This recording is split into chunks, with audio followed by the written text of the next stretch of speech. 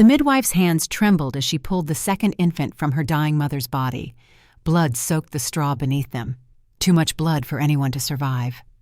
The small cottage in Ashvale Pack territory reeked of death and something else, something ancient. Power that only manifested during the rarest of celestial events hung in the air like smoke. Outside, the moon had swallowed the sun whole. Darkness claimed the afternoon sky, turning day into unnatural night. The eclipse hung overhead like an omen. Its corona blazed silver around the void, casting shadows that moved wrong, that bent at angles that made the old woman's wolf whine in the back of her mind. The first baby's cries filled the cottage. Strong and furious despite her premature arrival, the infant screamed her protest at the world.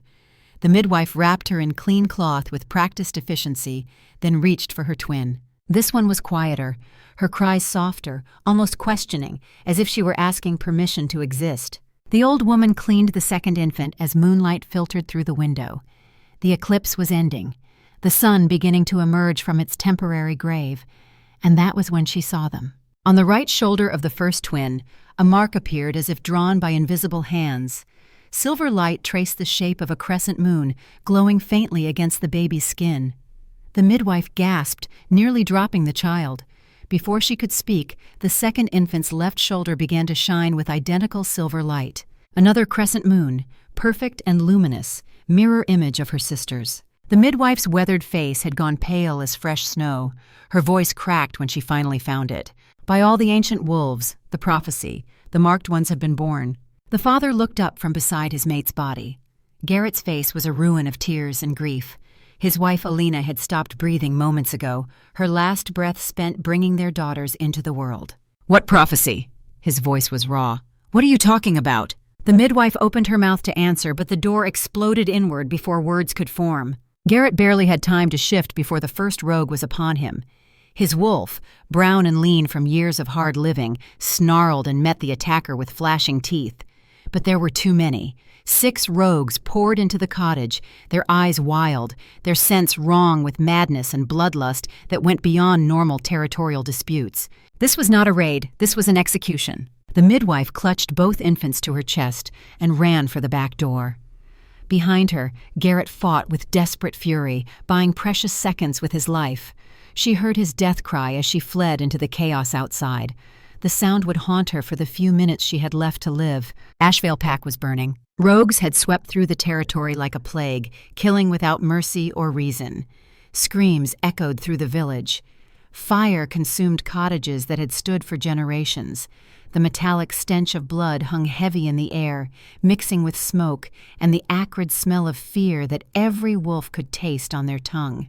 The midwife was old, her legs weak, her breath coming in gasps that tore at her chest. She would not make it far. The babies wailed in her arms, their cries drawing attention she could not afford. A rogue spotted her, his lips pulling back to reveal bloodied fangs still wet from his last kill. She stumbled, fell, curled her body around the infants to protect them with her own flesh. This was how she would die.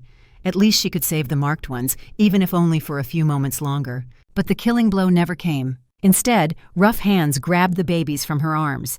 The midwife looked up to see men, human men, their clothes marking them as traveling merchants, but their eyes held the cold calculation of slavers. They moved through the destruction with practiced efficiency, gathering valuables, taking the young and healthy who survived. "No," the midwife's voice was barely a whisper. "Please, those babies, they are special. They must be protected." One of the men kicked her in the ribs. The crack of breaking bone was loud in her ears. "Shut up, old woman. Babies fetch good coin, especially healthy ones." They separated the twins immediately, one slaver taking the quieter infant toward his wagon, while another carried her screaming sister in the opposite direction. The midwife watched helplessly as the marked ones were torn apart, their cries fading into the chaos of Ashvale's destruction. She died there in the blood-soaked dirt, her last thoughts prayers that someone, somehow, would recognize the marks for what they were. 300 miles away, in the royal castle of Thornspire, Prince Dorian woke screaming. Fire erupted across his chest. Burning so intensely he was certain his flesh was melting. He clawed at his nightshirt, tearing it away, desperate to stop the pain that felt like molten silver poured directly into his heart. His younger brother Lysander stumbled into the room, drawn by the screams. He made it 3 steps before doubling over with his own cry of agony. The nursemaid rushed in, followed quickly by guards whose hands went to weapons before they realized no enemy stood in the room. When the nursemaid pulled Dorian's torn nightshirt away, she froze. There, burned into the flesh over his heart on the left side of his chest, was a mark that glowed faintly silver. A crescent moon, perfect and impossible, still burning with heat that radiated off the boy's skin in waves. "Prince Lysander," her voice shook, "show me your chest." Lysander, only 7 years old, lifted his nightshirt with trembling hands. An identical mark sat on the right side of his chest. Mirror image of his brother's, glowing with the same impossible light. The nursemaid's face had gone white. Her next words came out barely above a whisper. "Fetch the Alpha King, now!" King Theron arrived within minutes, still dressed in the formal robes he had worn to council. His wife had died 2 years prior from a winter sickness that took her despite every healer's best efforts. It left him to raise his sons alone, to bear the weight of crown and grief without the partner who had made him strong. He was a hard man, forged by loss and responsibility, by 17 years of war with the Shadowlands Confederation that had finally ended only 6 months ago. His hair was streaked with silver now, lines carved deep around his eyes and mouth. But seeing his children marked by unknown magic made his hands shake. Dorian demanded answers, his young voice trying for authority despite the fear in his ice-blue eyes. "Father, what is this? Why do we burn?" Theron knelt between his sons, examining the marks carefully. He had ruled Thornspire for 18 years, had studied the old texts, had learned the histories that most wolves forgot in the comfort of modern times. These marks were familiar from ancient prophecies he had read, but never believed would manifest in his lifetime. "You have been marked by fate." His voice was quiet but steady. "Somewhere in this kingdom, at this very moment, 2 souls were born who are destined to be your mates. The marks appeared on them first, and the magic has reached across the distance to mark you in return." Lysander's voice was small and confused. "Mates, but I'm only 7. "And they are newborn," Theron confirmed. "The prophecy speaks of marked ones born during an eclipse. You will not meet them until they come of age, but from this moment forward, your fates are bound to theirs." Dorian touched the mark on his chest, his jaw set with determination beyond his 9 years. "Then we must find them, protect them. If they are destined to be our mates, they are already part of our pack." Theron nodded, pride and worry warring in his chest. "I will send searchers throughout the kingdom.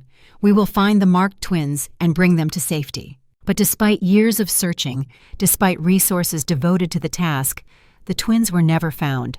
The slave traders who had taken them left no records. The babies were sold and resold under false names, their marks hidden beneath clothing and lies. Eventually, Theron began to believe they had died, victims of the hard life that awaited most slaves. The princes grew up with the marks on their chests, constant reminders of mates they might never meet. 17 years passed. The training yard was empty when Dorian arrived before dawn. He preferred it this way. The quiet hours when no one would question why a prince spent so much time perfecting skills he already mastered. When no one could see the way his hand sometimes went to his chest, pressing against the mark that had never stopped burning. At 26, he had grown into the warrior the kingdom needed. Tall and broad-shouldered, moving with unconscious grace that came from a lifetime of combat training. His dark hair was cut military short. His ice-blue eyes held the kind of sharp intelligence that could assess a battlefield in seconds and find the winning strategy. He had commanded troops in the final years of the Shadowlands War, had made decisions that sent men to their deaths and saved thousands more, had learned that leadership meant living with those choices, carrying the weight of every name on the casualty lists. "You are early." The voice came from the shadows near the weapons rack. Captain Gareth stepped into the pre-dawn light, his gait slightly uneven from the leg wound that had never quite healed right. At 45, the grizzled veteran was Dorian's combat instructor, his advisor, and the closest thing to a father figure the young prince had beyond the king himself. Gareth had lost his right arm in the Shadowlands War, cut off at the elbow by a rogue's blade during the battle for Ironforge Pass. Most men would have retired. Gareth had learned to fight with his left hand and become even more dangerous. Could not sleep. Dorian selected a practice sword, testing its weight. "The mark has been burning for 3 days, more intense than usual." Gareth's expression did not change, but something flickered in his eyes. Concern or understanding or both? You think something has changed? It was not a question. I know something has changed. Dorian moved into a combat stance, inviting attack. I can feel it, like a string pulled taut, finally beginning to vibrate. Gareth attacked without warning. One-armed or not, he was still the best fighter Dorian had ever faced. Their swords met with a crack that echoed across the empty yard. They moved through a familiar dance, steel singing against steel, breath coming harder as the pace increased. You are thinking 3 moves ahead, Gareth observed between strikes. But war does not work that way. Your opponent will not follow your plan. Dorian adjusted his strategy, adapted to the unpredictable pattern Gareth was weaving. This was the lesson. Always the same lesson. You could not control everything. You could only prepare for anything. They fought until the sun crept over the eastern wall, painting the training yard in shades of gold and red. When they finally stopped, both breathing hard, Gareth spoke again. The mark burns because your mate is near. You know this. Dorian did know, had known since the burning intensified 3 days ago. Somewhere in Thornspire, the woman destined to wear his mark was close enough for the magic to recognize. I will not claim anyone against their will. His voice was firm. Prophecy or not, she deserves choice. Gareth's weathered face creased into something that might have been a smile. You are a better man than most, but fate rarely cares about what we deserve. It simply is. Across the castle, in the servants' quarters where morning came too early and sleep never came easy, a young woman named Kira woke to pain lancing through her left shoulder. She bit down on her lip to keep from crying out.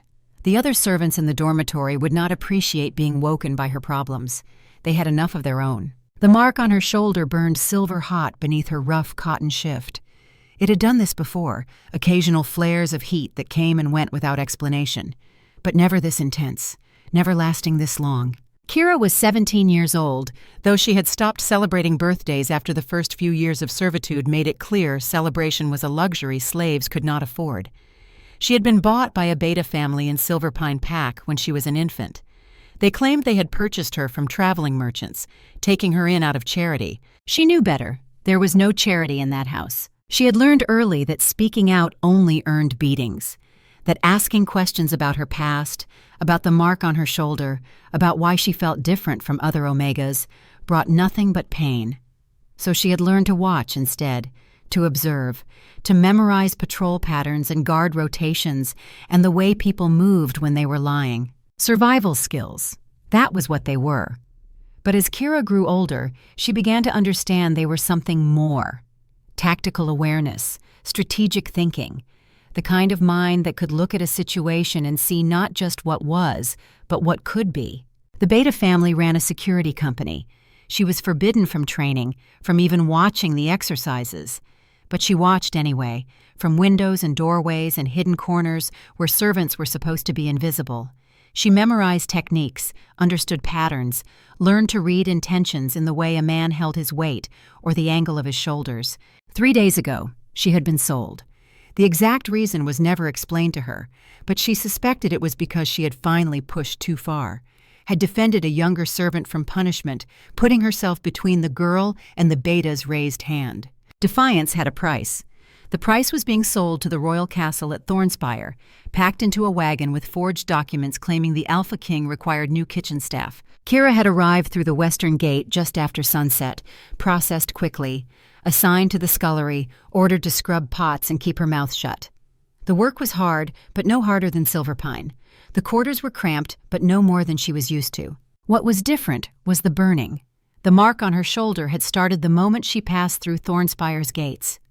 As if something in this place recognized her, as if after 17 years of silence, the magic in her blood had finally found what it was searching for. She rose from her narrow cot, moving quietly in the pre-dawn darkness. The other servants still slept. She had maybe an hour before the head housekeeper would come screaming at them to start their duties. Kira used that hour to explore. She moved through the servants' corridors with the practiced invisibility of someone who had learned early that being noticed meant being punished. Her honey-colored eyes took in everything: guard positions, patrol routes, the layout of passages that connected different wings of the massive castle. She was not planning escape.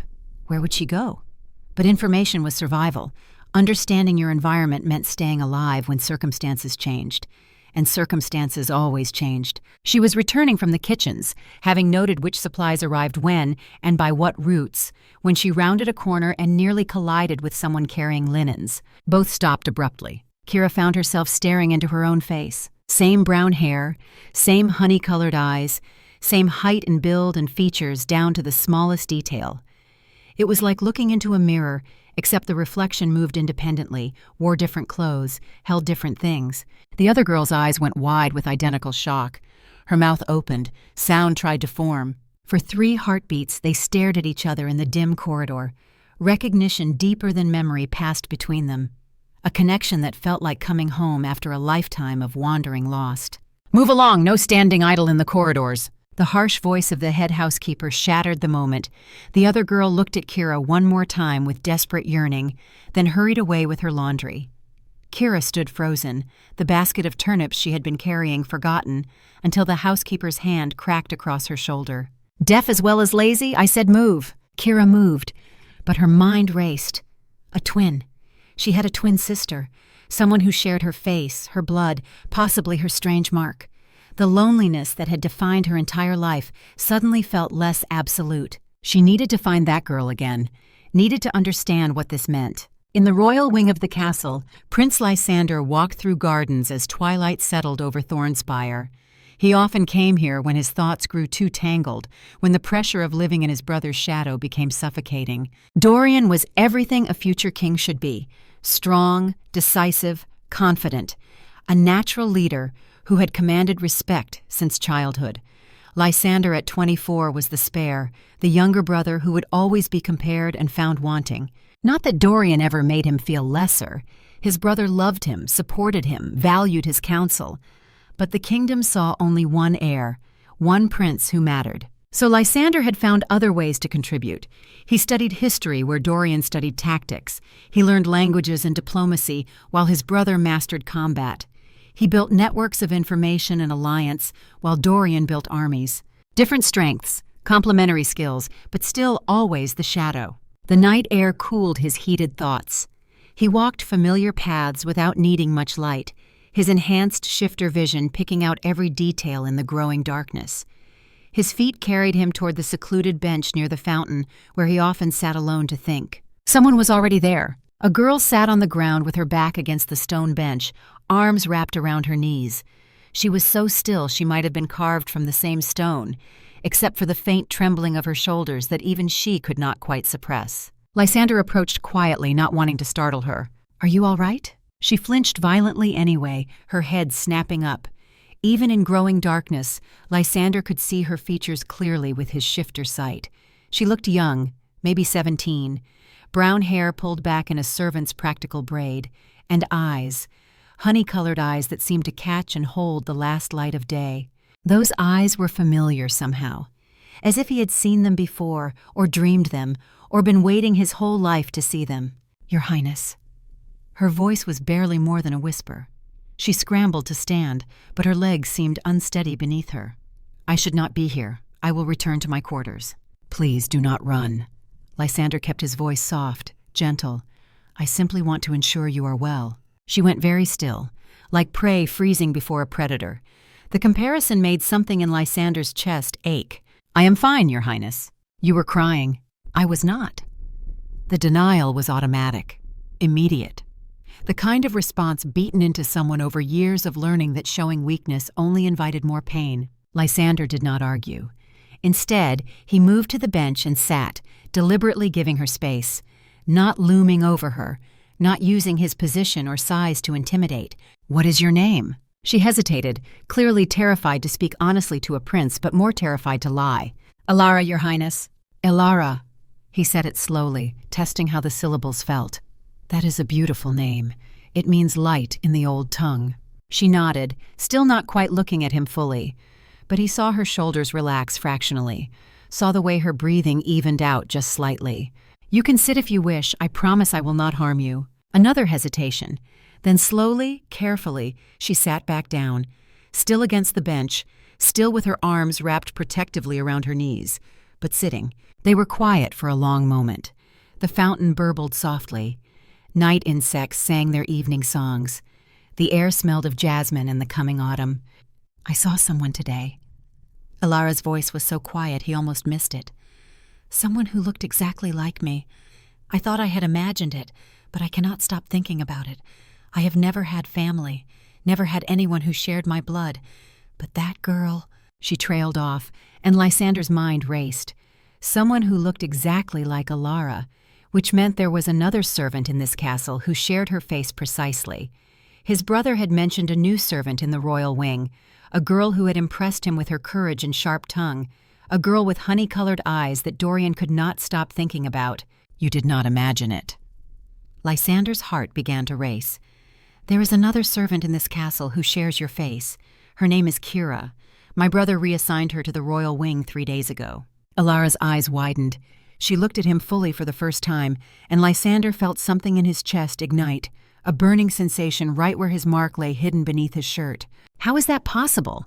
How can two people look so alike? You must be twins, sisters separated somehow when you were very young." He watched her process this, saw hope and fear and desperate longing cross her face in quick succession. "May I ask you something that might seem strange?" She nodded hesitantly. "Do you have any unusual marks on your body? Birthmarks that have always been there, that you were born with?" Her hand moved instinctively to her left shoulder. The gesture was answer enough. Lysander's mark burned hotter, the heat spreading through his chest until he had to press a hand against it. "Show me." His voice came out rough. "Please, I think it might be very important." With trembling hands, Alara pulled aside the neckline of her dress just far enough to reveal her right shoulder. The crescent moon mark sat there, silvery against her skin, glowing faintly in the darkness. Lysander gasped. His mark erupted with sensation so intense he could not quite suppress the sound that escaped him. "You have one too." Alara's voice was soft but certain. "I can see it in your face. You feel it burning." "Since I was 7 years old." Lysander worked to control his breathing. "The mark appeared one night without any warning or explanation. My brother has one as well, though his is on the left side of his chest where mine is on the right." "What does it mean?"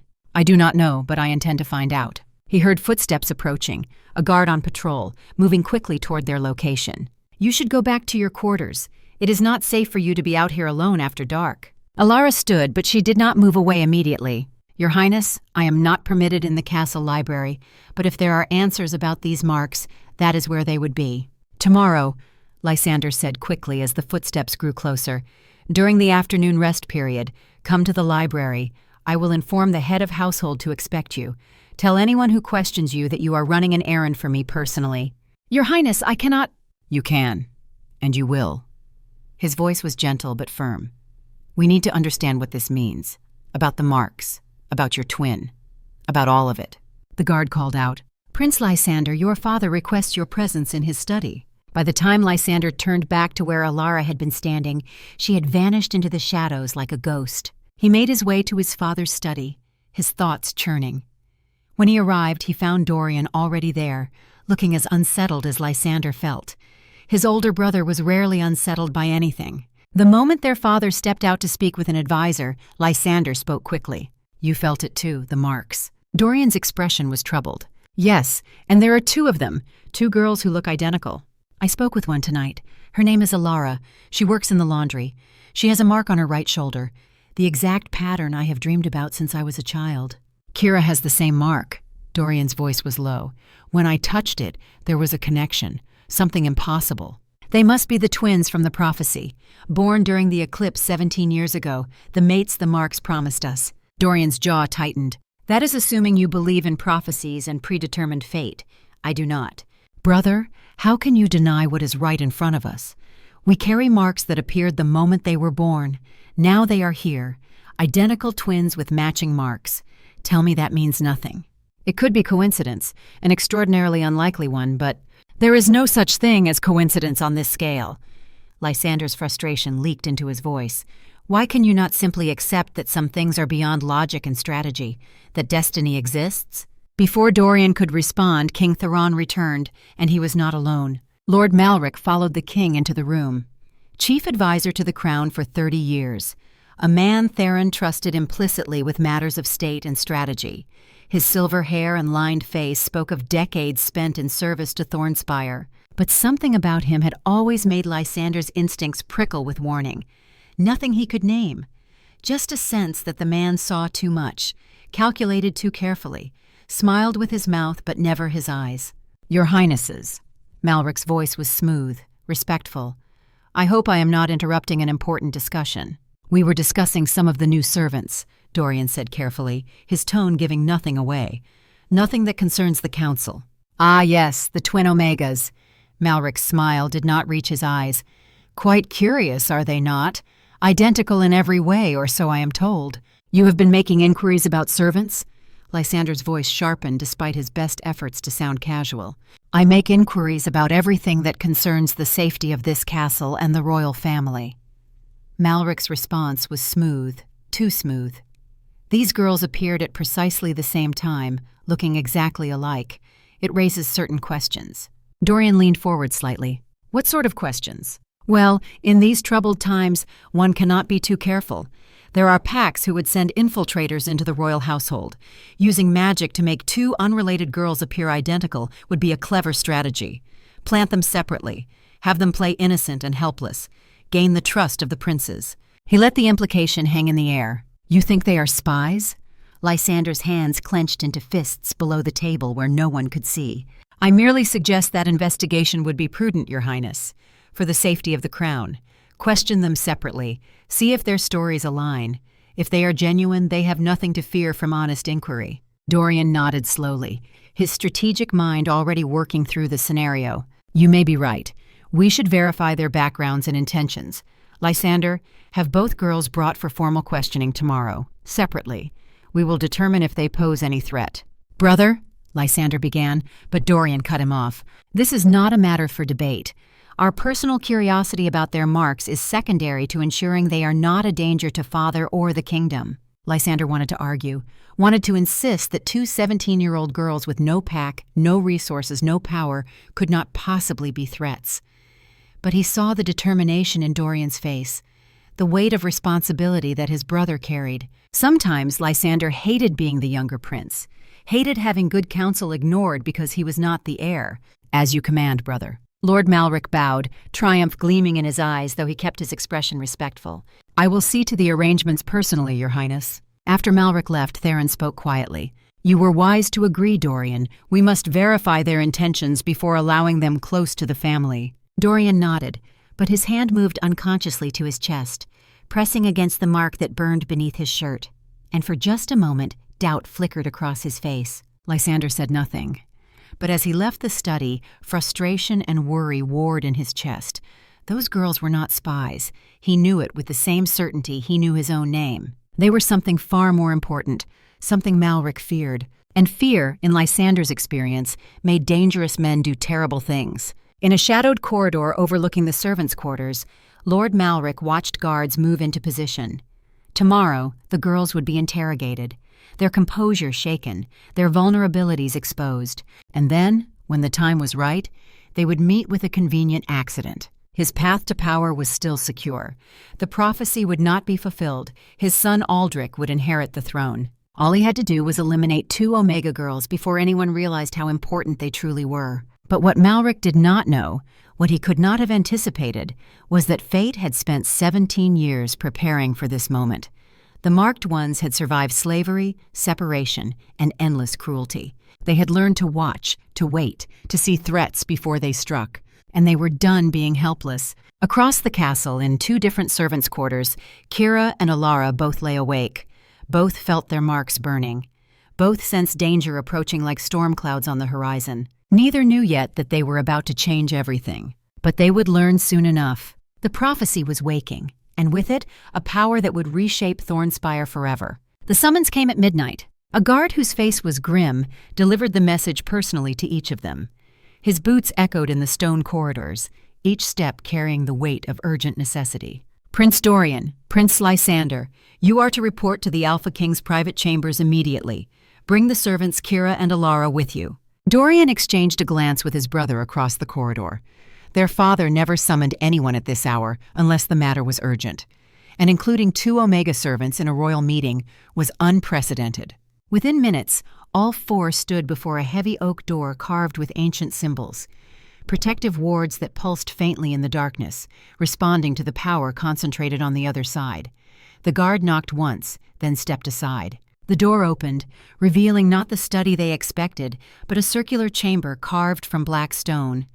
Candles floated impossibly in midair, their flames casting dancing shadows across walls etched with glowing runes. Magic thick enough to taste hung in the air like smoke. Lysander's voice was quiet but tense. "A protection circle! Father, what is happening?" King Theron stood in the center, looking older than either of his sons had ever seen him. Deep lines bracketed his mouth. His silver-streaked hair seemed to have gained more gray in recent weeks, but his eyes, when they lifted to meet the twins, held something that made Kira's breath catch. Recognition, certainty, and profound relief. "Enter." His voice was rough with emotion. "What I am about to tell you cannot leave this room. The magic here ensures no one can hear or scry what happens within these walls." They entered cautiously. Kira felt the magic settle over her skin like cool mist. Beside her, Alara trembled. Dorian moved closer to Kira without seeming to realize it. Lysander positioned himself near Alara with the same unconscious protectiveness. Theron gestured for them to sit, but no one moved. The tension was too thick. "You wonder why I summoned you here at midnight? Why these two servants stand beside my sons in a magically protected chamber?" His voice strengthened, taking on the commanding tone of an alpha king addressing his pack. "The answer is both miraculous and tragic. You are the twins from the prophecy, born during the eclipse 17 years ago in Ashvale Pack. Your parents were simple Omegas, Alina and Garrett, good wolves who died protecting their village from rogues. When you were born, these marks appeared." He gestured to their shoulders. "Crescent moons, glowing silver in the darkness. At the exact moment of your birth, these marks burned themselves into existence on my sons' chests. They were children, 9 and 7 years old, screaming in pain as prophecy fulfilled itself." He looked at Dorian and Lysander. "You have carried those marks ever since, waiting for your destined mates." Dorian's voice was sharp with skepticism. "You are saying fate predetermined who we would bond with before we could even speak?" "The prophecy is ancient and clear.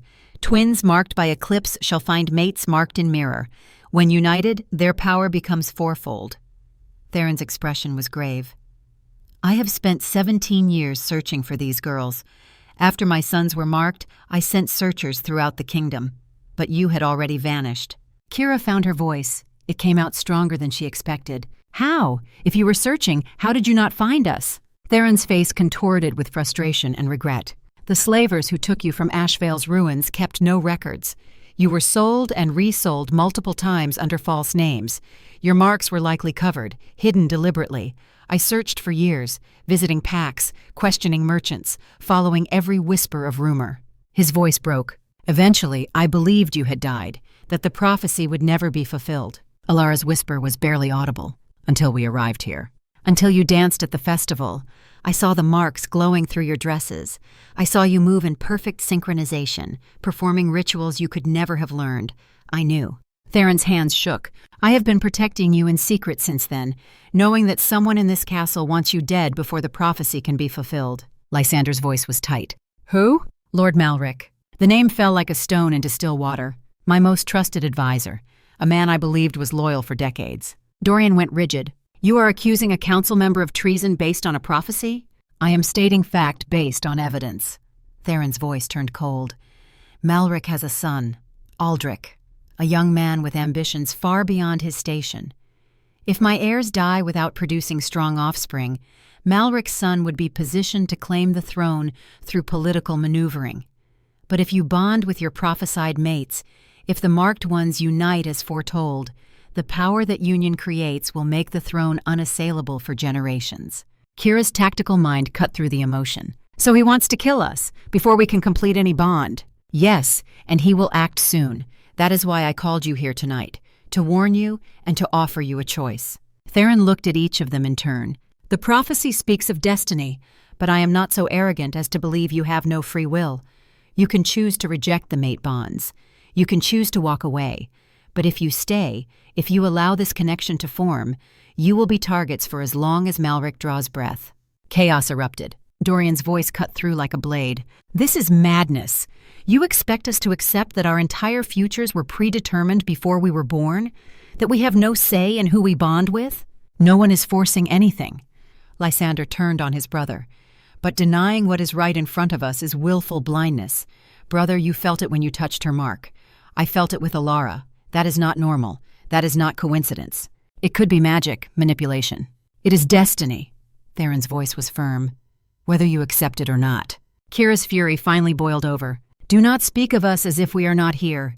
We are not prizes to be claimed or rejected based on what some ancient prophecy dictates. She whirled on Dorian. You want to reject fate? Fine, but do not pretend this is about free will. You are afraid. Afraid that accepting the bond means admitting something is stronger than your precious control. Before Dorian could respond, the protection circle flickered. Theron's head snapped up. Someone is breaching the wards. Someone with significant power. The door exploded inward. Mercenaries poured through. 8, 10, 12 of them, armed with silver blades and crossbows. Their eyes held the glazed look of wolves given something to suppress their natural submission instinct. Chemistry and dark magic combined to turn soldiers into weapons that could face down an Alpha King without flinching. Behind them, Lord Malric's voice echoed from the corridor beyond. Kill the twin Omegas. The princes are secondary targets. Make it quick. Dorian shifted instantly. His massive black wolf tore into the first 3 attackers with brutal efficiency, moving with the kind of lethal grace that came from years of combat experience. Lysander grabbed both twins, shoving them behind Theron as he too shifted. The Alpha King's transformation was terrifying. A wolf larger than his sons, fur streaked silver and black, radiating dominance that should have made the mercenaries flee in instinctive terror.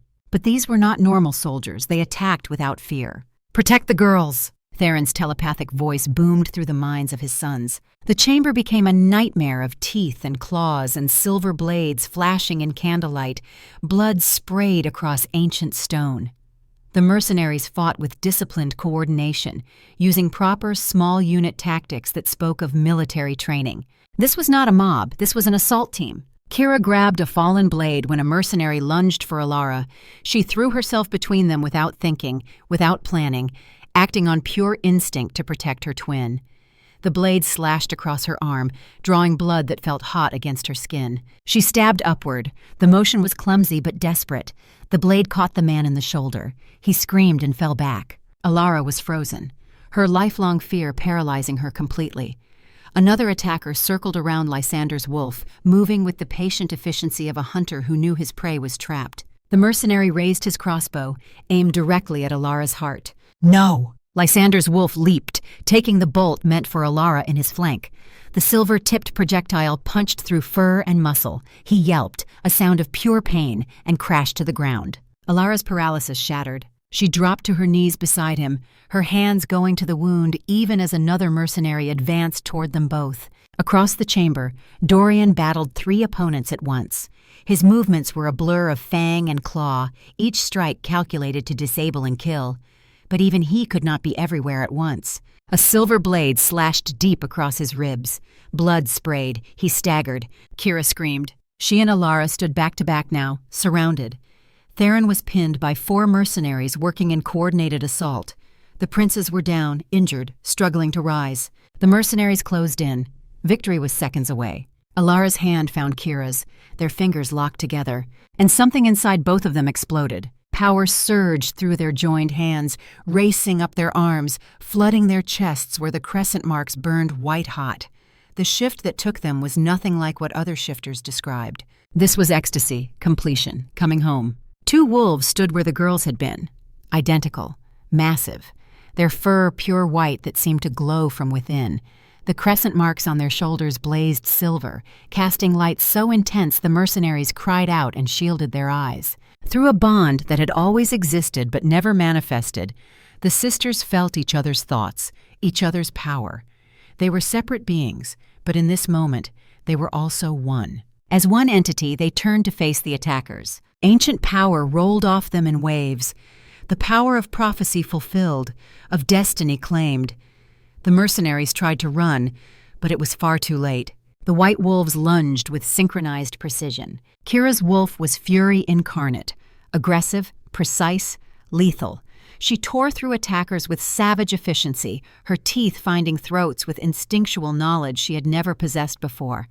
Every movement was calculated to protect, to defend, to eliminate threats to her pack. Alara's wolf was shadow made flesh, swift, unpredictable, deadly in her silence. She moved between enemies like water, striking from angles they never saw coming.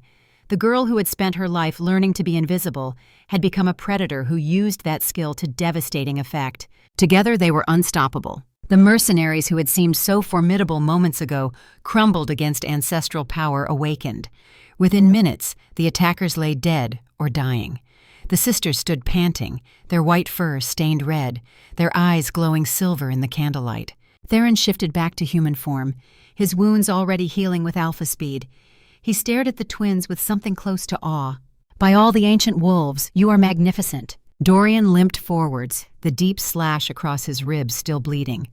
Lysander struggled up as well, the crossbow bolt protruding from his flank. Both brothers stared at the white wolves with expressions caught between shock and something deeper, more primal. The twins shifted back, their human forms reappearing, power still crackling around them, making their marks glow against bare skin. They stood unconcerned with modesty, too focused on what they were sensing. "We can feel them." Kira's voice carried strange harmonics, as if two voices spoke in unison. "All the traitors in the castle. Their loyalty to Malric marks their auras like rot. We can find every single one." Theron grabbed robes from a chest, tossing them to the girls. "Then we hunt. Dorian, can you fight?" Dorian pressed a hand to his bleeding ribs. "Try to stop me." He looked at Kira with new eyes, seeing not just a servant or even a prophesied mate, but a warrior queen in her own right. "I will follow your lead." "As will I." Lysander moved to stand beside Alara, despite the bolt still embedded in his side. "Show us who betrayed our family." What followed was a hunt unlike any Thornspire had ever witnessed. The white wolves raced through corridors, their combined senses creating a map of every traitor's location. Guards loyal to Theron followed, capturing conspirators who found themselves unable to lie when confronted by the twins' penetrating gazes. Kira's voice was cold and absolute as she faced a minor noble in his chambers. "You met with Lord Malric 4 times last month.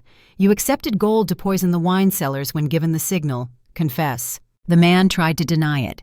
His mouth opened, lies formed on his tongue, but the words died unspoken. Some force in Kira's silver-glowing eyes compelled truth against his will. The confession spilled out, every sordid detail of his treachery laid bare. They moved through this castle like avenging spirits. Alara's photographic memory guided them to every location where conspirators hid. Kira's tactical mind predicted escape routes and cut them off before traitors could flee. By dawn, 37 conspirators were in custody. The dungeons overflowed with traitors, from servants to nobles, all part of Malric's web of ambition and betrayal. But the man himself had vanished. In the war room, as healers tended the prince's wounds, Theron studied maps with grim determination. "He will try to claim Ironforge, the stronghold in the northern mountains. It is what I would do. Make a final stand for power before fleeing." Kira stepped forward, still wearing the borrowed robe, her hair wild from battle. "Then we go to him. He cannot have gotten far." Ironforge is not just a fortress. This came from Captain Gareth, who had arrived with reinforcements during the hunt. The veteran looked at the twins with new respect. "It is the most defensible position in the kingdom, controls the northern pass, the only trade route through the mountains. If Malric holds it, he can starve us out." Dorian's voice was hard. "We take it by force. End this now." "With what army?" Gareth's question was blunt. "Half our garrison is recovering from the Shadowlands War. We are not ready for a prolonged siege." "Then we do not siege." Kira's tactical mind was already working through possibilities. "We infiltrate." All eyes turned to her. Ironforge looks impenetrable. 30-foot walls, natural mountain defenses, single approach road that is a kill zone. You could besiege for months and never break through. She moved to the map, her fingers tracing routes with the confidence of someone who had spent years studying security systems. But every fortress has vulnerabilities. Supply lines, water sources, weak points in the walls where age has compromised stone. We find them, we exploit them. Small team goes inside while the main force provides distraction from outside. Dorian studied her with growing respect. "You are proposing special operations insertion during conventional siege?" "Yes, 6 operators, high skill, inside the walls. We sabotage defenses, open gates, main force storms through."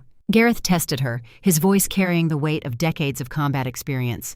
"And if the team gets caught inside, they are dead, and Malric knows our full strategy." Kira's gaze did not waver. "Then we pick a team willing to die for the mission. I volunteer." The room erupted in protests.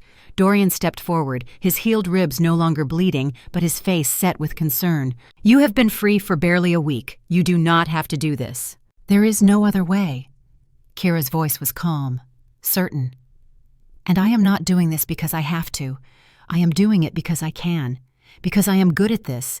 Because for 17 years I was told I was nothing, and now I have a chance to prove I am everything." Silence held for 3 heartbeats. Then Theron nodded slowly. "We have 3 weeks until food crisis. Malric will use the northern pass as leverage. Threaten to cut off trade unless we surrender the twins." "He will not get that chance." Dorian's voice carried absolute conviction. "We end this at Ironforge." The plan took shape quickly. Main force under Dorian's command. 800 troops to besiege Ironforge, maximum pressure, draw attention from infiltration. Small team under Kira's lead. 6 operators.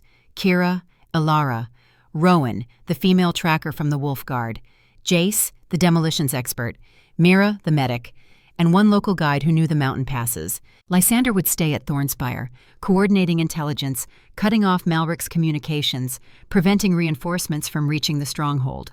3 weeks to victory or starvation. The next 7 days passed in a blur of preparation. Kira and Ilara trained with the Wolf Guard in techniques they had never learned, but somehow already understood. Their wolves remembered skills their human minds had never been taught. Gareth worked them hard despite his missing arm. His strikes came faster than most men could manage with 2. When Kira's aggression made her vulnerable, he capitalized on it ruthlessly. "Your wolf is strong." His voice was rough but not unkind. "But if you are suppressed by silver, you need human fighting skills. Again." They trained until exhaustion became normal. Until muscles screamed and hands bled and every breath felt like fire in their lungs. Rowan taught them stealth, how to mask their scents, how to track by more than just smell, how to move through hostile territory without leaving sign. Ilara excelled. She had spent 17 years being invisible. This was just applying what she already knew to a military context. Kira struggled initially. Her instinct was always to confront, to challenge, to fight. Learning to channel that intensity into patient observation took effort, but she learned. Jace taught them explosives, how to identify structural weak points, how to calculate charge placement for maximum effect without bringing a ceiling down on their heads. Kira's observational skills came into play here. She understood systems, could look at a fortress wall and see not just stone, but the underlying architecture that held it together. "Every fortress is a machine." Jace's voice carried dark humor born from too many close calls. "We find the gears. We break them." In the evenings, Dorian and Kira trained alone. Not in combat, though they sparred, but in trust, in partnership, in learning to read each other's movements and intentions without words. One night, as they stood together watching the sunset from the training yard, Dorian spoke quietly. "You do not have to do this. We can find another way." "There is no other way." Kira turned to face him. "And I want to. Not because of prophecy, not because of marks, but because this is who I am, a warrior, a tactician, someone who sees what needs to be done and does it." Dorian pulled her close, careful of her training bruises. "When this is over, we complete the mate bond properly. No rush, no pressure. I want to earn you." Kira's smile was fierce and warm at once. "You already have." Across the castle, Lysander and Ilara worked on intelligence preparation. Maps spread across the library table. Supply manifests, guard schedules, everything they could gather about Ironforge's operations. Ilara's photographic memory was invaluable. She could look at a document once and recall every detail weeks later. Lysander watched her work with growing admiration. "You are brilliant." The words slipped out before he could stop them. Ilara looked up, surprise and pleasure warring on her face. "I just remember things." "You do far more than that. You see patterns, make connections others miss. That is not memory. That is genius." She ducked her head, unused to praise. Lysander reached across the table, covering her hand with his. "Come back safe. When this is over, I have things I need to say to you." "Tell me now." Her honey-colored eyes met his. "In case I do not come back." "You will come back. I refuse to accept any other outcome." His grip tightened. "But if it makes you feel better, I think I have been waiting for you my whole life. Since the night that Mark burned into my chest, I have dreamed of honey-colored eyes and quiet strength. You are everything I hoped for, and more than I deserved." Alara's smile was tremulous but genuine. "Then I will come back, I promise." The deployment came on the 8th day. Dorian's main force marched north at dawn, 800 troops in full armor, supply wagons, siege equipment. A conventional army moving to take a conventional objective. Except for the 6 operators who slipped away from the column 20 miles south of Ironforge, the infiltration team moved through mountain passes guided by their local tracker, a man named Marcus, who had hunted these slopes his whole life, who knew every cave and game trail and secret path that merchants used to avoid official checkpoints. They intercepted the supply caravan right where Alara's intelligence had predicted. 4 wagons loaded with food and equipment bound for Ironforge's garrison. The drivers were merchants, not soldiers, not combatants. Kira made the call. "We take them alive. They are just doing their job." Rowan's wolf slipped through the darkness, precise and silent. The merchants never saw her coming.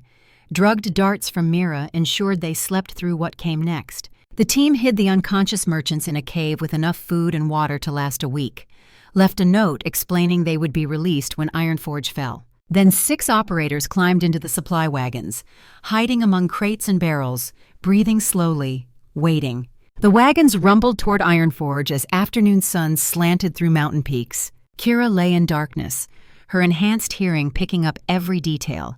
The creak of wheels, the voices of wagon drivers who had been replaced by Jace and Marcus, the distant sound of gates opening ahead. Her mark burned against her shoulder. Dorian's would be burning too, miles away with the main force, connected across distance by magic neither fully understood but both were learning to trust. The wagons slowed, stopped. Guards called out challenges. Jace responded with the correct passwords that Alara had uncovered through her intelligence network. "Supply caravan for the garrison, food and equipment." "You are late." "Mountain pass was blocked. Rock slide. Had to clear it." A pause. Kira held her breath. "Fine. Malric has been screaming about supplies all week. Get these wagons to the warehouse. Unload fast. We have 800 enemy troops marching up our doorstep." The wagons moved forward, through gates, into Ironforge. Kira felt the massive walls rise around them, felt the weight of stone and history and strategic importance. This fortress had stood for 200 years, had never fallen to assault. That was about to change. The wagons stopped in what sounded like a large enclosed space, warehouse probably. She heard guards moving away, their voices fading as they returned to more important duties. Silence settled. Rowan's telepathic voice touched their minds. 3 guards remaining, 20 feet east, not paying attention. Kira responded the same way, her alpha command making the connection possible. "Jace, Mira, eliminate quietly. Rest of us, secure perimeter." They moved as one, erupting from the wagons in perfect synchronization. Rowan's wolf took down 1 guard before he could shout. Jace's blade found the 2nd. Mira's drug dart dropped the 3rd. 30 seconds. 3 guards neutralized, no alarm raised. The team gathered in shadow, assessing their surroundings. The warehouse was exactly as Alara's stolen plans had described. Large, well-stocked, connected to the main fortress by a series of corridors. Marcus, their guide, pointed to a door at the far end. "That passage leads to the barracks. We can use it to move deeper into the fortress." Kira studied the layout, her tactical mind already working 3 steps ahead. "We have 2 nights to map the fortress before the main force arrives, find structural weak points, identify where Malric and his son are positioned, locate the gate mechanism." She looked at each team member in turn. "We are inside enemy territory, surrounded by 200 hostile troops. If we are discovered, no rescue is coming. Everyone understand?" Nods all around, no hesitation. These were professionals. "Then we begin." They slipped into Ironforge's corridors like ghosts. 6 operators against a fortress, 6 lives against an army. The odds were impossible. But as Kira moved through shadow, feeling Alara's presence beside her through their bond, sensing Rowan's wolf tracking ahead and Jace's demolition's mind analyzing every structural detail, she felt something she had never experienced in 17 years of slavery. Confidence, not in prophecy, not in destiny, but in herself, in her team, in the skills they had honed and the mission they had chosen. Malric thought he had won when he seized Ironforge, thought the Mark twins would be easy targets, helpless girls playing at power. He was about to learn exactly how wrong he was. Deep in the fortress, in chambers carved from mountain stone, Lord Malric stood before maps with his son Aldrich, planning their defense, preparing for the siege they knew was coming. Neither felt the presence of 6 operators moving through their stronghold. Neither sensed the noose beginning to tighten. The hunt had begun, and this time the prey had teeth. The first night inside Ironforge, they mapped in silence. Kira led with Rowan tracking beside her in wolf form. The female veteran's keen senses missed nothing, her nose cataloging every scent, every soldier, every routine. Behind them, Alara committed every corridor to memory, every guard position, every patrol pattern, building a perfect mental blueprint of the fortress that would never fade. Jace moved like a ghost through the shadows, his demolitions expertise assessing structural integrity with each step. He saw what others missed, the way old mortar had crumbled between certain stones, how water damage had weakened support beams in the eastern wing, where the fortress pretended strength but hid vulnerability. Mira stayed close to their hiding spot in the warehouse, establishing a medical cache in case things went wrong. When things went wrong. She had seen enough combat to know the difference between if and when. By dawn, they had a complete picture. Ironforge was formidable. 200 garrison troops loyal to Malric's son Aldrich, 30-foot walls with murder holes positioned for enfilading fire. A single main gate controlled by a massive mechanical system that required 12 men to operate manually. But Jace had found the weak point, the gate mechanism. His voice was quiet in their pre-dawn huddle. It is old, 200 years old. The gears are iron, showing stress fractures. The drive chain has 3 links that are nearly worn through. If we plant shaped charges here, here, and here, he marked positions on Alara's sketched map. The whole system fails catastrophically. Gate drops, stays down, cannot be raised again without complete rebuild. How long to plant the charges? Kira asked. 2 hours if we are not interrupted, 4 if we have to avoid patrols. Do we have that much time before the main force arrives? Marcus, their guide, checked the position of stars through a high window. Dorian's army will reach the approach road by tomorrow afternoon. Once they are visible, Malric will seal the fortress. No one in or out. Kira made the decision quickly. Tonight, we plant the charges. Then we find where Malric and Aldrich are positioned. We need to know the command structure before the assault begins. The second night was when everything went wrong. They moved through corridors with the same careful precision as before. Rowan's wolf senses probing ahead, Alara's memory guiding them through the route she had mapped, Jace carrying his carefully prepared explosives in a pack that smelled of sawdust and sulfur. The gate mechanism was housed in a chamber carved directly into the mountain, massive gears taller than a man, drive chains thick as a child's waist, the machinery of 2 centuries of engineering, maintained but aging, showing its years. Jace went to work immediately, placing shaped charges with the careful precision of a surgeon, calculating angles and blast radii, setting timers that would activate on remote signal. Kira and Rowan held security at the chamber entrance. Alara watched the corridor beyond. Mira and Marcus covered their retreat route. 90 minutes in, Jace signaled the first charge was set. 110 minutes the second. At 140 minutes, footsteps echoed in the distance. Not a patrol. Patrols moved in predictable patterns. These steps were irregular. Searching. Rowan's telepathic voice touched Kira's mind. They know. Someone noticed something wrong. They are sweeping the fortress. Kira's tactical mind raced through options. Jace needed 20 more minutes for the third charge. Without all 3, the gate mechanism might survive. The whole operation would fail. How many? 30 troops, moving in 3 groups of 10. Coordinated search pattern. 20 minutes, 30 hostiles, 6 operators. The math was ugly. Jace. Kira's voice was barely a whisper. How critical is the third charge? Without it, the mechanism will jam but might be repairable within days. With it, total failure. Months to rebuild. How long do you need? 15 minutes, maybe 12 if I rush. Kira looked at Rowan, at Alara, at the corridor where enemy troops were closing in. We hold here. Give him 12 minutes. Rowan shifted to human form, her scarred face grim. Against 30, we will be lucky to hold 5. Then we make 5 last long enough. The first group of soldiers rounded the corner 3 minutes later. 10 men in close formation, weapons ready, moving with the caution of troops who suspected ambush but did not know where it would come from. Kira and Rowan hit them like a hammer. 2 white wolves materialized from shadow. Kira went high, her jaws closing on the lead soldier's throat before he could shout. Rowan went low, hamstringing 2 men in a single pass. Alara could not shift yet. Her wolf was still too new, too unpredictable. But she had a crossbow, and 17 years of watching people from hiding had taught her exactly where to aim. The The bolt took a sergeant in the knee. He went down screaming. 9 minutes left. The second group heard the screams and came running. These soldiers were smarter. They spread out, used cover, moved with disciplined fire and maneuver that spoke of real combat experience. Kira took a blade across her shoulder. The silver burned like acid, disrupting her shift. She fell back to human form, grabbing a fallen sword, fighting with techniques Gareth had drilled into her. Block, riposte, footwork, use their momentum against them. A soldier swung for her head. She ducked under, came up inside his guard, drove her blade through his armpit where armor gaped. He fell. 6 minutes left. The third group did not rush in. They held position at the corridor junction and called for reinforcements. Rowan was bleeding from a dozen cuts. Alara's crossbow was out of bolts. Kira's stolen sword had broken against an enemy shield. 3 minutes left. Marcus, their guide, stepped out of cover. The man who knew mountains, who had never claimed to be a warrior. He looked at Kira with steady eyes. "Get your team out. I will hold here." Marcus, no. "I am 53 years old. I have lived a good life. You are the future, the prophecy." He smiled, sad and certain. "Let me die for something that matters." Before Kira could argue, he shifted. His wolf was brown and lean, showing the scars of hard living in mountain country.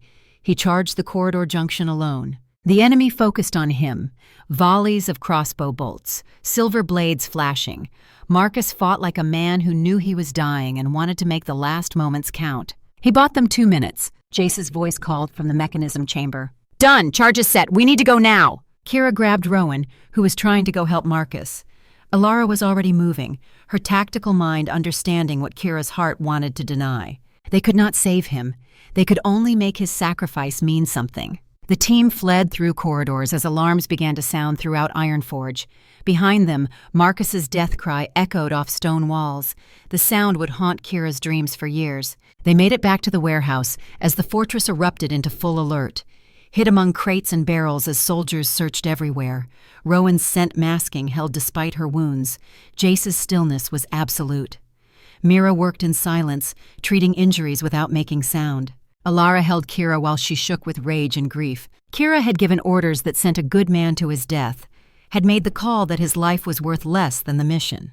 Command decisions, leadership. It tasted like ash. Dawn came. The fortress was locked down, every entrance sealed, every corridor guarded. They were trapped inside with 200 hostile troops actively hunting them. And Dorian's army was still a day away. Outside Ironforge's walls, Prince Dorian stood on a ridge overlooking the approach road. 800 troops arrayed behind him. The morning sun painted the fortress ahead in shades of gold and shadow. Captain Gareth limped up beside him, his remaining arm resting on the pommel of his sword. "They know we are coming, probably locked down tight." "I know." Dorian's voice was quiet. "I can feel Kira. The bond. She is inside. She is hurt. And she is angry." "The infiltration team?" "Still alive, all of them." He paused. "No, 5 of them. They lost someone." Gareth was quiet for a moment. When he spoke, his voice carried the weight of too many funerals. "First combat loss always hits hardest. She will blame herself." "As she should. As I do when I lose men. That is what command means." "Can she handle it?" Dorian thought about the woman he had watched transform from terrified servant to warrior queen in a matter of weeks. Thought about her tactical brilliance, her absolute certainty, the fire in her honey-colored eyes. She will carry it, like we all do, and she will keep fighting. He turned to address his officers. "The infiltration team has planted charges on the gate mechanism. When they signal, we assault immediately. No warning, no mercy. Malric chose treason, he will reap what he sowed." The officers dispersed to their units. Gareth remained. "This will cost us. Ironforge is not some rogue camp. These are trained soldiers defending prepared positions." "I know." Dorian's jaw was set. "Send word to the healers. Prepare for mass casualties. And tell the men, tell them we fight for something that matters. For kingdom, for future. For the marked ones who will change everything." Gareth saluted and left. Dorian stood alone, his hand pressed to his chest where the mark burned. Kira was 300 yards away, through 30 feet of stone. Might as well be 300 miles. "Hold on," he whispered to the wind. "I am coming." Inside the fortress, Kira felt the connection pulse, felt Dorian's presence like a beacon in darkness.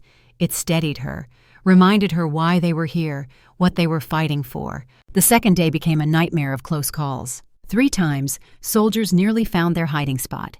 3 times, Rowan's wolf senses gave just enough warning to relocate before discovery. They moved through the fortress like smoke, never staying in one place, never leaving trace. Alara's memory was critical. She guided them through corridors that connected in ways the soldiers did not expect, found storage rooms and abandoned sections where search parties had already checked and moved on. Jace prepared backup charges. If they were discovered, he would blow critical supports and bring sections of fortress down on enemy heads, controlled demolition as final defense. Mira kept them alive, treating Rowan's silver poisoning with herbs and whispered prayers, binding Kira's shoulder where the blade had cut deep, monitoring everyone for shock and exhaustion. By evening of the second day, they had located Malric. He was in the central keep with his son Aldrich, 40 elite guards surrounding them, planning defense, preparing for siege they knew was coming. Alara watched from a hidden gallery, her enhanced vision picking out every detail, her photographic memory recording it all. Malric looked old, older than she remembered from the brief glimpses in Thornspire, fear and desperation aging him faster than years ever could. But Aldrich, Malric's son, looked conflicted, torn. When his father spoke of defending their position, Aldrich's face showed doubt rather than determination. Alara filed that detail away. Weakness in enemy command structure, potential leverage. As darkness fell on the second night, Kira made her decision. Tomorrow, when Dorian attacks, we trigger the charges. Gate falls, main force storms through. We hit Malric from inside while he is focused on external threat. What about the 40 guards? Rowan asked. We kill them. Kira's voice was flat, cold. No mercy for traitors. But her hands shook when she said it. Command decisions, leadership, the weight of ordering deaths. That night, huddled in shadow while Fortress slept around them, Alara held her sister. Marcus chose his death. You did not kill him.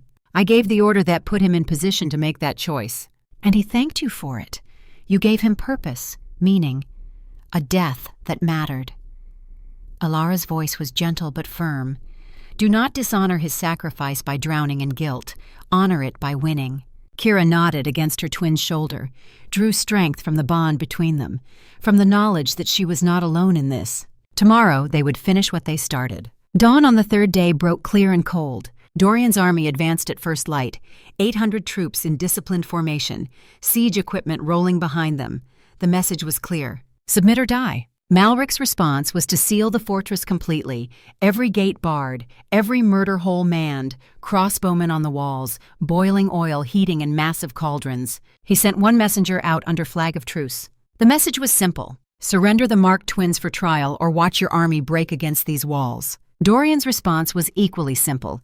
He had the messenger executed where he stood, sent the body back over the walls via catapult. Then he gave the signal. Attack. Inside the fortress, Kira felt the shift in pressure, heard the distant sounds of assault beginning, felt through her bond with Dorian the moment he committed his forces. Now! She triggered the remote detonator Jace had prepared. 3 shaped charges detonated simultaneously in the gate mechanism chamber. The sound was enormous, stone and metal shrieking as 200 years of engineering failed catastrophically. The main gate dropped like a stone, crashed down across the approach road. The impact shook the entire fortress, and 800 Thornspire troops poured through the gap. The battle for Ironforge became a meat grinder. Malric's soldiers fought with desperate courage. They knew what awaited traitors. They had no choice but to win or die. Dorian's troops fought with equal desperation. For kingdom, for the prophecy, for brothers and sisters who had died in Shadowlands' war and deserved a future worth their sacrifice. The fortress streets became killing grounds, block by block, house by house, room by room. Dorian commanded from the front, his black wolf tearing through enemy ranks. Gareth fought beside him despite missing an arm and damaged leg, his sword work brutal and efficient. The Wolf Guard earned their name that day. Rowan's unit held a choke point against 40 attackers. Jace's demolitions collapsed an entire barracks on enemy reserves. Mira saved dozens, working an improvised aid station under crossbow fire. But the cost was terrible. Soldiers fell on both sides. Blood ran in the streets. Screams echoed off stone. The fortress that had never fallen was drowning in violence. Inside the central keep, Kira led her team toward Malric's position. 5 operators against 40 elite guards. The math was still ugly. but now they had element of surprise. They hit from 3 directions simultaneously, Kira and Alara as white wolves from above, dropping through a skylight in synchronized assault.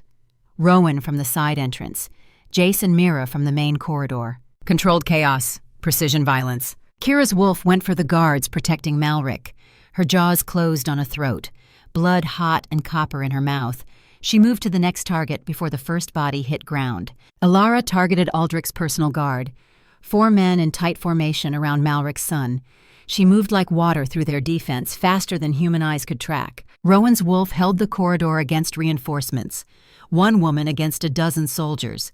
She fought like a demon, giving ground grudgingly, making them pay for every inch. Jace threw a concussion charge into the room's center. The blast disoriented everyone who did not have wolf-enhanced resilience. 90 seconds. 40's guards became 20. 120 seconds. 20 became 8. 2 minutes. The elite guard was broken. Kira and Alara shifted back to human form, bloody and fierce. They stood before Malric and Aldrich, who had been forced into a corner by the absolute violence of the assault. Malric held a blade to Aldrich's throat. His own son used a shield. "Stay back!" His voice cracked with desperation. "I will kill him! I swear I will!" Kira's voice was cold. "Do it. You already destroyed Ashvale, already killed our parents, already sent Marcus to his death. One more murder does not make you worse, just confirms what we already know." Aldrich spoke for the first time. His voice was quiet, steady despite the blade at his throat. He orchestrated Ashvale, paid rogues to massacre an entire pack, hired slavers to take you, spent 17 years planning to steal a throne he had no right to claim. "Silence!" Malric's hand shook. "I did it for you, everything for you." "I never asked you to." Aldrich's eyes met Kira's. "I am a good soldier. I could have served honorably, but he could not accept that someone born common might be better than royalty, could not accept that I was content with what I had." He reached up slowly, moved the blade away from his own throat with steady pressure. "I will not fight for this anymore. I will not die for his ambition." Malric stared at his son with betrayed rage. "Then you are no son of mine." He lunged, not at the twins, at Aldrich, years of manipulation and control culminating in attempted murder of his own blood. Kira intercepted. Her speed was inhuman. Wolf-enhanced reflexes meeting human desperation. Her blade took Malric through the shoulder, not killing, disabling. He fell, screaming, clutching the wound. Dorian and Lysander crashed through the main door with 20 soldiers. They found the twins standing over Malric, Aldrich unarmed and surrendered, the elite guard dead or dying. Theron arrived minutes later. The Alpha King looked at the broken advisor who had served him for 30 years. "You destroyed Ashvale, killed innocents, betrayed every oath you swore." Malric spat blood. "I served this kingdom, fought in your wars, and for what? So prophecy could elevate 2 slaves above my son? They are not elevated by prophecy." Theron's voice was final. "They are elevated by what they earned, by courage and skill and sacrifice." He pronounced judgment. The ancient curse, permanent wolf form, humanity locked away. Malric would live out his remaining years as a beast, his mind slowly degrading into animal madness. The curse took effect immediately. Malric shifted one final time. A mangy gray wolf stood where a man had been, confusion in its eyes as higher thought began to slip away. The wolf fled through broken doors, into the mountains, into exile from which there was no return. Aldrich knelt before the twins. "I knew what he was. I should have stopped him sooner. That makes me complicit." His voice was steady. "I will accept whatever judgment you deem appropriate." Kira looked at the man who could have been their enemy, who chose honor over ambition at the moment it mattered most. "You will serve, not as noble, as soldier. You will work to undo the damage your father caused. You will earn redemption through action." Aldrich's eyes widened. He had expected execution. "I swear it. On my life and honor, I will spend every day making this right." The battle for Ironforge ended that afternoon. Malric's remaining forces surrendered when word spread that their commander had fled, that Aldrich himself had sided with Thornspire.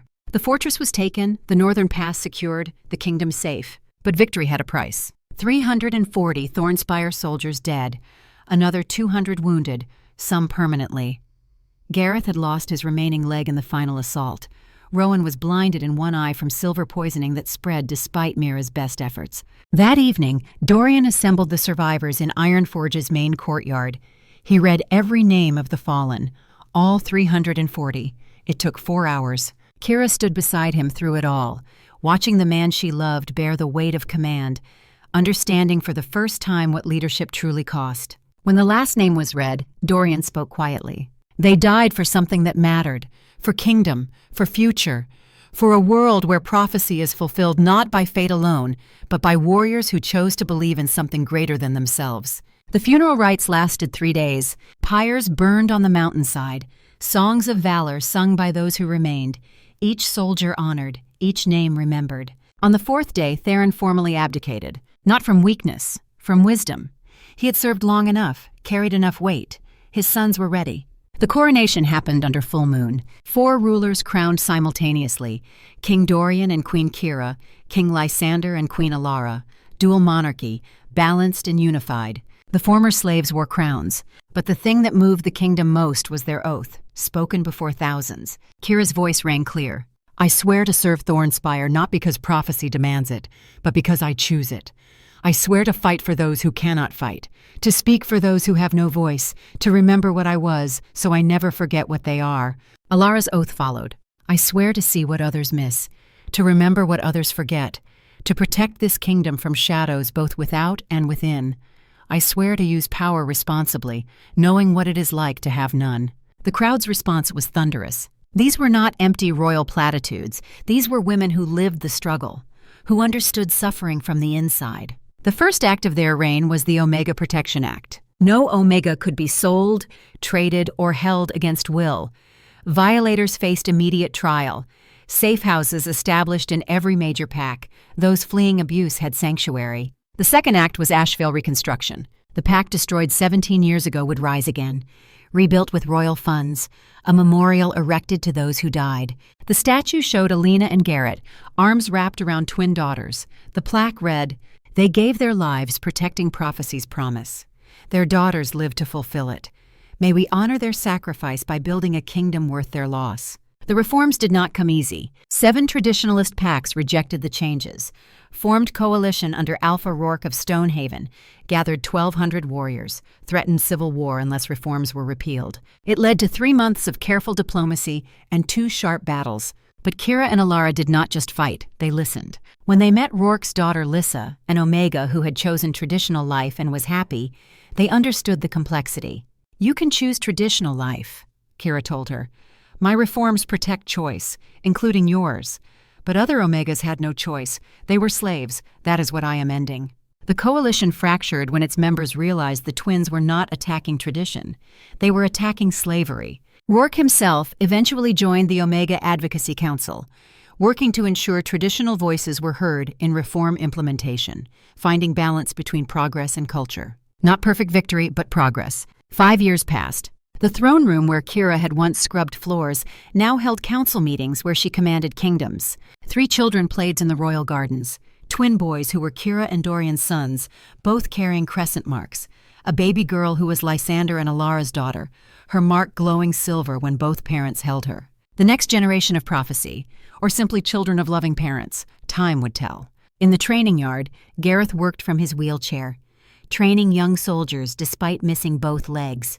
His voice still sharp, his tactical mind still brilliant. Your sons have your fire, Kira. Make sure they also learn restraint. Rowan led the Enhanced Sensory Combat Division. One eye did not stop her. She had adapted, become even more dangerous. Jace ran the Demolitions Academy, finding purpose through teaching, his nightmares less frequent now. Mira was chief royal physician. She had saved thousands, would save thousands more. Aldrich served in the Wolf Guard, earning redemption 1 mission at a time, proving through action that people could change. On the 5th anniversary of their coronation, Kira and Alara stood in Asheville at their parents' memorial. Thousands attended, the pack rebuilt, thriving, a symbol of hope rising from tragedy. Kira placed flowers at the statue's base. I hope we made you proud. I hope this kingdom was worth what you sacrificed. That evening, the 4 rulers gathered on the highest tower of Thornspire, their children in their arms. The kingdom spread below, peaceful and prosperous. Dorian spoke quietly. Do you regret it, the cost? Kira thought about Marcus dying in Ironforge corridors, about 340 names read over funeral pyres, about Gareth's missing legs and Rowan's blind eye and all the scars visible and hidden. Every death, every sacrifice, every hard choice. Her voice was steady. but I do not regret the outcome." Lysander looked at Alara.